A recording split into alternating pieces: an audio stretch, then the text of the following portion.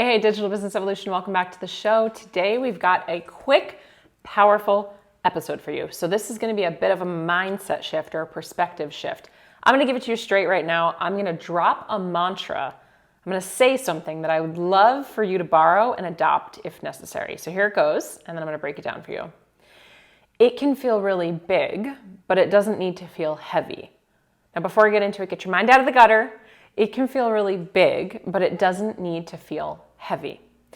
This is a mantra that the team and I adopted at the beginning of the year, really. But over the last 12 weeks, we were in an insane 12-week sprint. When I tell you that we were in an insane 12-week sprint, I am talking flying back and forth across the country multiple times, hosting multiple retreats, attending multiple retreats. We were launching new products and programs. We were launching old products and programs. We did our famous Digital Business Evolution live experience in a studio, live studio for the first time. Mike and I moved out of our home in New Jersey because we do the whole snowbird life. We did last year at least. So we actually moved out of that home in New Jersey while being present here in Arizona. We celebrated Mike's 40th birthday in Miami with 20 of our friends. We went completely dark, completely unplugged. I'm talking phones not even on. They stayed in the hotel room for 8 days at Dr. Joe Dispenza's advanced retreat, which was incredible. We had my parents here staying in our house with us for 8 days, their first time visiting here. I mean, I can go on and on. We had a class 16 reunion for Empower, while we also had a class 17 graduation for Empower, and we enrolled and started and kicked off a class 18 of Empower, all in 24 hours. We did a back-end downsell to a program. We created a brand new offer behind the scenes. I mean, it was insane. It was insane. And the sheer amount of travel that Mike and I had during the 12-week sprint was bananas. In fact, of those 12 weeks, I had 5 completely out of office weeks. 5 out of the 12 were completely out of office weeks. And with that, we were able to have our biggest launch to date. We had our best launch to date in the history of the company, the most fun, the lightest, and that's what I want to talk about today. How is it that something could be big but not be heavy? What does that even mean, and where did we come up with that? Well, I have no idea where we came up with it. I'm not going to take credit for it, but I do remember saying it first.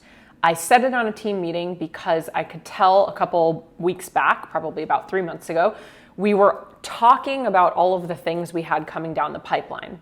It was sort of like when you're at the beginning of a really dark tunnel and you know that you're about to go into something unknown. You're about to go into something that's going to be a little crazy, uncomfortable, dark, cold, rainy, wet, moist, right? Like, I'm just using this analogy of a dark tunnel. You know that there's going to be light at the end and you're eventually going to get through it, but you also know that your time inside of it is like head down, focused, got to get to the other side. So here we were, a week out from like this insane 12-week sprint where it wasn't just Mike and I traveling, it was the whole team traveling. Like, we just had so much going on. And we knew we were approaching this season of it's going to be head down. We're going to be all firing on all cylinders. And in our business, we're very much a startup culture. It's like, I don't care what day you work as long as you get the work done. However, we were approaching a season where it was like all hands are going to be on deck for the next 12 weeks. We all knew we were going to be putting in extra hours, and we all sort of just needed to be available at any given moment. And that's just how it goes. And then we are in a slower season after that, right? And so there's like a little bit of give and pull. There's that duality of the up and the down and the push and the pull and the give and the take and all of that. And so we were approaching this season, and I could feel on the call that we all started to get like a little tense where it was going to be big. It was going to be big. We had a lot going on. And I think those words were even coming out of our mouths as we were looking at our Monday boards. We use Monday.com for project management. And it was like, whoa, wow. Okay, we have a lot going on. There's a lot of pots on the stove. There's a lot of balls that could get dropped, whatever the analogy is that you want. And I just interjected and I said, all right, team, here's the deal. I can feel where this is going already for me. So I have an idea where it's going for you, and I'm the leader of the team. So it's really important for me to hold the vision and to sort of keep us at neutral. I said, what if we approach this season and this upcoming launch we're preparing for as it could be really big, but it doesn't have to be heavy? And they all kind of looked at me like, I get it, but I don't get it. Like, what do you mean? And I said, it can be big. We have a lot of things going on. We run ads. We're doing this in a studio when it comes to the launch. We've got travel. We do affiliates when it comes to our launch. We're hosting new masterclasses. We're bringing back old programs. We have this retreat. We're doing that retreat. We have to book the travel for the next retreat. Like, it can be big. There's a lot of tentacles to this octopus right now. There's more than 8 in the world we're living in, right? I said, but it being heavy, feeling hard, us feeling resistance to show up, sluggish, us not taking care of ourselves, us not putting ourselves first, things that have happened in the past, we don't have to make it feel heavy. And so when we're approaching, and gosh, I'm just going to talk about launching for a second because I work with all of our clients that do launching, so thousands of clients, where sometimes people have what they call PTLD, post-traumatic launch disorder. And I don't mean that in a disrespectful way. It's kind of like a joke in the industry, right? And so people will go through launches and then they'll say that, like, oh my gosh, that was so hard, or that was so heavy, I worked so hard, I'm so exhausted, I'm so burnt out. And they carry that and they take that to the next launch, and that's the energy and the expectation that they have. And remember, your expectations will equal the experience that you have. And so what I was doing is I was nipping it in the bud right away, and I wanted to change our expectation of how crazy busy this season was going to be. Because the reality of it was, we all planned it. Like, we all decided, we said yes to the different projects, we said yes to the different travel, everybody was a part of it, and we all knew that this is what we wanted ultimately to reach where we wanted to go, to hold true to the vision, to be in line with our mission. And so for a season, it was going to be really, really big. But I said it doesn't have to feel heavy. And so we adopted this mantra of, it could be big, but it doesn't have to be heavy. And for us, that meant that the heaviness, the weight, the lightness and the heaviness, the weight of what it is that you're doing, the decisions that you're making, the relationships that you're having, the conversation that you're having, the weight of it is in your control. Just as was all of the things we put on the calendar, those were in our control as well, right? And so we adopted this sort of mantra, and for the last 3 months, we have truly embodied this mantra. Over and over and over. There's 4 of us on our executive leadership team, and we have said it, and we have pointed it out, and we have reminded each other time and time again. And I've been saying it to my clients, and every single time I do, it's like this weight gets lifted off of their shoulders. And so, of course, I want to share it with you, our DBE family. What if something in your life, something in your business, in your relationship, it truly could be big? Like, that's the reality of it. It's a big decision. Should you leave your job? Should you move across the country? Should you retire your spouse?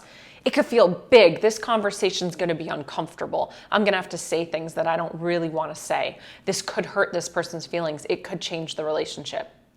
The project could feel big. We're redoing our house. I'm getting my kid into preschool. I'm navigating a challenge with my child. My parent is sick. It could feel big. But the weight of it is in your control. So how heavy are you going to allow it to be? And so when I wanted to bring this concept to you, I really just wanted to talk it through because that's all I need to say. I don't really need to break it down any further. The weight is up to you. And so can you take this mantra and can you insert it into your life and business? Where in your life and business can you insert this mantra? It can feel big, but does it have to feel heavy? Or are you making it feel heavy because of past experiences that you've had? Let's break that down. We're meaning-making machines. I've talked about this a million times. And we look for meaning. If we don't understand something or something is unfamiliar, it's new, we haven't been here before, this tunnel is new, we haven't been here, we grasp on for something that is familiar.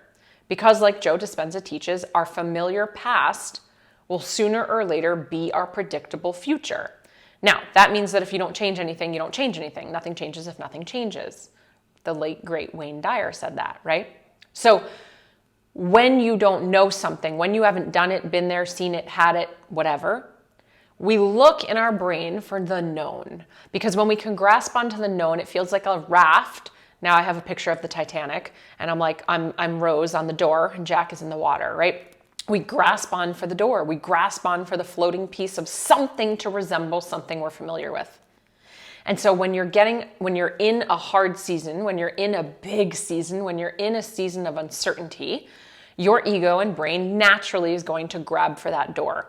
I'm going to look for the familiar past and I'm going to hold on to that because I understand the meaning of that. And so when you're talking like a launch and you're stepping into the unknown, You have no idea how many people are going to show up or enroll or what it's going to feel like or what's changed or is your new messaging going to work. It's very quick for us. It's very easy for us and very comfortable for us to grasp on to what we know from the past. And what we know from the past for a lot of us might be, okay, well, this is going to be hard. Last time it was exhausting. Last time I worked really hard. I had to put in a lot of hours. It could be anything. The last time I had a conversation like this, I felt rejected. I felt bad. We got into a fight. It ruined the relationship. Right? So we look for the familiar and we grab onto it. The problem lies when we take that familiar past and we bring it into our future that we have not yet created. So we take the evidence of what we know, what has happened before, and we bring it into the unknown. And then what we end up doing, because we're such magicians, is that we end up creating from that place.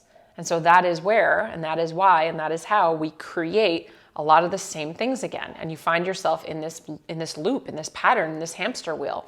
People do it in relationships all the time. It's like, how do I always end up with people that act like this? Why am I always with narcissists? Why am I always with this? Why am I always with that? I always get cheated on. Right? Blah, blah, blah. There's definitely a level of you didn't do it, but there's also a pattern that's happening where you're grasping for the known and you're grasping for that thing that seems and feels familiar. And so, to put a bow on it, it could be big.